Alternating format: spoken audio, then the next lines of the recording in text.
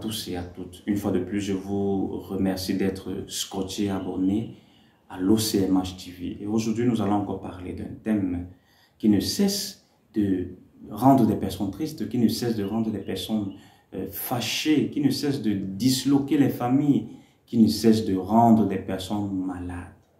Aujourd'hui, encore une fois de plus, nous allons vous parler d'un thème qui, partout, nous avons eu à entendre ou alors nous avons été victimes dans nos familles, dans nos maisons, dans nos lieux de service, dans nos différentes structures. Ce thème, c'est la sorcellerie. La question est de savoir, c'est quoi réellement la sorcellerie? On entend toujours, j'ai été victime de sorcellerie, il a été victime de sorcellerie. Ce qui est en train de se passer là, c'est la sorcellerie. Tout le monde se pose cette question, et surtout en contexte africain. Surtout en contexte africain, nous avons au moins une personne qui a été victime de sorcellerie dans nos familles, dans nos ménages et dans nos lieux, nos différents lieux, dans nos marchés. Alors, la sorcellerie, c'est quoi? La sorcellerie n'est qu'un art mystique par lequel un individu utilise des stratagèmes à travers des sorts. Ce qu'on voit sorcellerie, on voit sort, des incantations, des breuvages, des boissons, des ossements. Donc que ce soit des éléments physiques, donc matériaux, les éléments minéraux, organiques, les éléments humains et les éléments invisibles. Le sorcier ou alors celui qui utilise ces éléments possède un art qui a la capacité d'influencer d'une manière positive ou d'une manière totalement négative. Nous allons donc comprendre, je vais vous expliquer. L'énergie en elle est neutre. Bon, maintenant, ça dépend de qui utilise cette énergie. Ça dépend comment on utilise cette énergie. Le sorcier, il a les pleins pouvoirs de manipuler cette énergie, de manipuler l'énergie. Il peut manipuler cette énergie dans les fins totalement obscures de destruction, dans les fins totalement obscures de dislocation, dans les fins totalement obscures de meurtre. Et maintenant, le sorcier qui utilise cette énergie dans les fins obscures, on l'appelle le sorcier négatif ou alors le mauvais sorcier. Il y a aussi le sorcier qui utilise cette énergie pure dans les fins positives, de bénédiction, de prospérité, de purification, d'accroissement, j'allais dire, et d'élévation. Vous allez me poser la question en commentaire. Le sorcier, quand on parle déjà de sorcellerie, la sorcellerie est totalement négative. Non, la sorcellerie n'est pas négative. Pourquoi? Parce que c'est une énergie.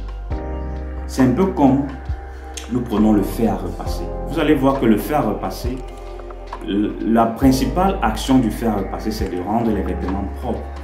C'est de rendre les vêtements, c'est que chacun puisse être heureux en portant son vêtement propre. Mais quelqu'un, avec son intention négative, obscure, peut prendre le fer à repasser, le brancher et l'utiliser pour faire du mal à quelqu'un, pour brûler quelqu'un avec. C'est la même chose avec le couteau. Nous utilisons le couteau pour découper les aliments. Mais quelqu'un peut prendre ce couteau, l'utiliser à des fins obscures, en poignardant quelqu'un ou alors en faisant du mal à quelqu'un. C'est la même chose avec l'énergie. L'énergie est neutre. L'individu, avec ses idées obscures, avec le voulte qu'il a dans le corps, le voulte qu'il a reçu, soit à travers sa maman, soit à travers un individu, soit à travers un breuvage, soit à travers un rite, soit à travers un pacte, soit à travers une initiation, il utilise donc cette énergie pour faire essentiellement du mal. Il y a d'autres ils ont reçu cette énergie neutre, mais ils l'utilisent dans le sens positif, dans le sens de l'élévation, dans le sens de la purification, dans le sens de la prospérité de la communauté. Donc le sorcier négatif est essentiellement égoïste. Il ne pense qu'à lui, il ne pense qu'à son intérêt, qui est l'intérêt essentiellement égoïste de destruction. La question que vous allez encore poser, c'est que pourquoi on est victime de sorcellerie? Le sorcier ne te fait jamais du mal pour rien. Il a toujours une raison. Et sa raison peut être que il t'a demandé quelque chose, tu lui as refusé. Et il te prend donc, il t'amène au tribunal de la sorcellerie. Là-bas, on va te juger. On va lui demander, Monsieur X, pourquoi vous voulez lancer un sort de stagnation, un sort de blocage, un sort de maladie, un sort je ne sais, j'en passe, tout ce qu'on peut imaginer comme les sorts que les sorciers peuvent nous lancer. On lui pose ça là-bas au tribunal de la sorcellerie. Pourquoi tu veux lancer ce sort à cette personne? Il va donner la raison. Il va dire, parce qu'il m'a refusé un morceau de pain. Parce qu'elle m'a refusé un franc. Et au tribunal de la sorcellerie, on va donc dire, ok, voilà donc le motif par lequel tu peux faire du mal à cette personne. Donc, il faudrait que nous soyons très prudents. Nous devons être très prudents dans la vie, dans la mesure où parfois on ne sait pas. Tu peux faire une action comme ça sans le savoir, mais on utilise cette action contre toi pour te faire du mal. Donc nous devons être très prudents dans notre vie. Alors nous allons prendre donc ce moment de transition pour souffler un peu et revenir pour vous parler de ce thème qu'est la sorcellerie. Ne ratez aucun programme, décryptage, capsule, interview, formation, débat et exclusivité au sein de l'OCMH TV. OCMH TV, tous pour une santé holistique.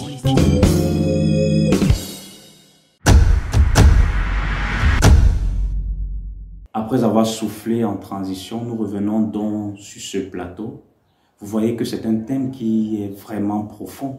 Nous n'aurons même pas, ce peu de temps ne pourra pas suffire pour vous expliquer parce que ce thème est largement vaste. Et si tu as besoin de plus ample information, si tu as besoin de comprendre un peu plus, n'hésite pas à écrire à travers les numéros qui vont s'afficher au bas de l'écran. Tu pourras nous envoyer un message WhatsApp uniquement, pas d'appel, uniquement les messages WhatsApp. Et là, on pourra vous expliquer, on pourra vous donner un accompagnement, on pourra vous donner donc plus d'ample information concernant ces différents thèmes. Et pourquoi ne pas d'autres thèmes encore que vous avez des inquiétudes ou alors des interrogations.